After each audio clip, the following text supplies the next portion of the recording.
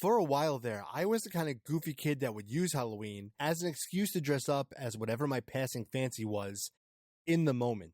If you must know my shame, they were certain pop stars back then and out-of-style superheroes. But then something happened, thank goodness, that made me see that I had been Halloweening badly. This certain something set me on a path of truly understanding what that day, that glorious day, was really for. Long, long time ago, it was a night of great power, when the days grew short, and the spirits of the dead returned to their homes to warm themselves by the fireside. All across the land, huge bonfires were lit. Oh, there was a marvelous celebration. People danced, and they played games, and they dressed up in costumes, hoping to ward off the evil spirits, especially the boogeyman.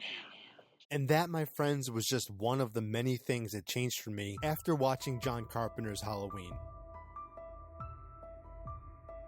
I've leaned towards scary costumes ever since. I even went as Michael one year. And it makes me sad to say, all did not run according to plan. I ended up feeling tragically empty and super self-conscious for my below-average height, not nearly as cool as I thought I would feel. After about 30 years of that night haunting me, I can finally say, I felt the feeling I was chasing that night. Didn't even need my sister to get it, which, by the way, I definitely considered that night sense. All thanks to the masterful game developers at Boss Team Games and Way Forward. Retro Realms Halloween is a fantastic love letter to this franchise and its fans. But is it a good game? Is it perfect? For the answer to these questions and more, listen on. I feel confident in saying with absolute certainty that Boss Team Games and Way Forward hacked and slashed their way into something LJN attempted in 1990. I say that with absolute conviction because, my friends, Retro Realms Halloween is the game LJN wished they made with A Nightmare on Elm Street. Both games share the same similarities that all platformers do. Running and jumping through levels full of obstacles, attacking enemies and bosses alike, all the while collecting power-ups and tokens.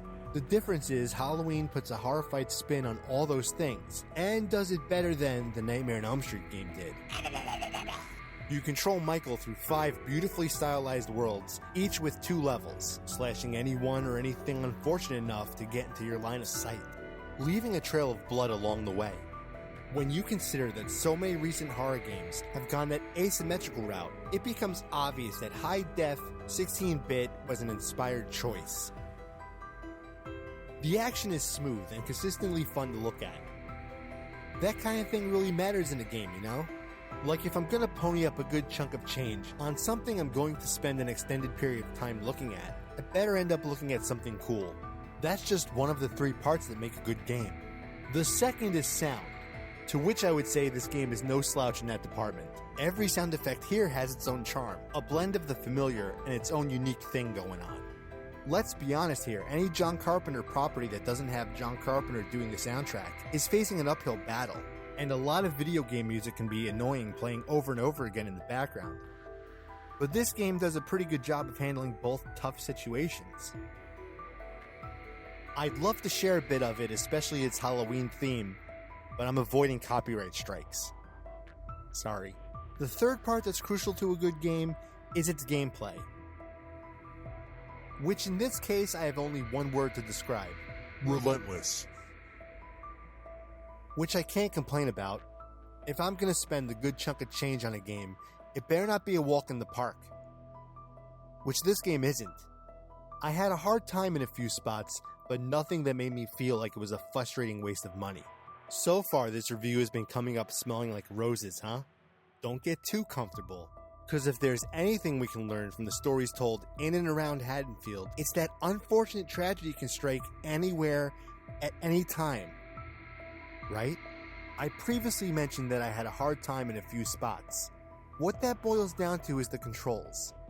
There's quite a bit of time where Michael's one slash attack is your main method of overcoming enemies. The problem is that slash attack could be a bit slow, and it leaves you prone to take damage. Button mash all you want, it's not going to help. So obviously the controls could have used a bit of tightening up. While we're on the subject of damage, I get that no game really sets you up with enough health as soon as you hit start, but I can't believe Michael Myers wasn't given a 6-hit life meter to begin with. It would have been such a cool Easter egg. I shot him 6 times! I shot him 6 times! I shot him in the heart! I shot him 6 times! It's not He's not human! It would have evened out considering the barrage you're up against in every single level. These are standard issues every gamer encounters from time to time. What isn't a standard issue is how my brain works.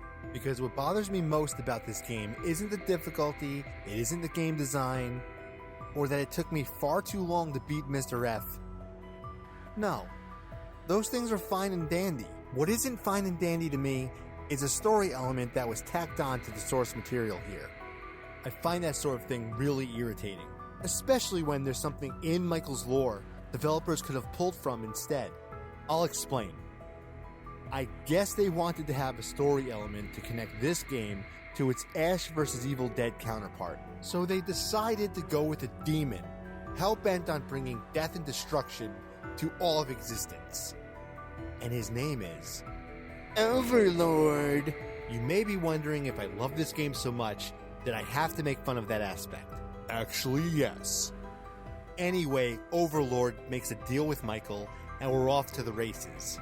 This angle feels hokey and super out of place, especially when you consider how much this game sticks to the source material. If you ask me, the Cult of Thorns should have gotten a hold of the Necronomicon. That would have been an organic way to connect both franchises. But instead, we've been given Overlord. Yay! I had my reservations when the game specs were announced, but seeing it all put together gave me the kind of peace Dr. Loomis would never allow himself. So ladies and gentlemen of the horror community, we've been granted an Honest to the Darkness spooky season miracle. If you're on the fence about this game, just so you know, you're missing out on something really cool. So get on with it and support the genre we all love so much. Maybe if you do, we'll get more. Speaking of more, by the time I post this video, everyone and their mom are bound to be clamoring for Jason and Freddy to get in on the Retro Realms action. However, I have far more lofty ideas. Even though it would be fun, let's not go to Elm Street just yet. And I would hate to be the bearer of bad news, but there's a bad infestation of Giardia in Crystal Lake, so no dice there either. I love that Retro Realms brought together two franchises with seemingly nothing in common except for the horror genre. Let's do that again. Pumpkinhead, Monster Squad, They Live, Hellraiser, Trick or Treat, Phantasm. These are some fantastic choices and would make terrific 16-bit games, if I do say so myself.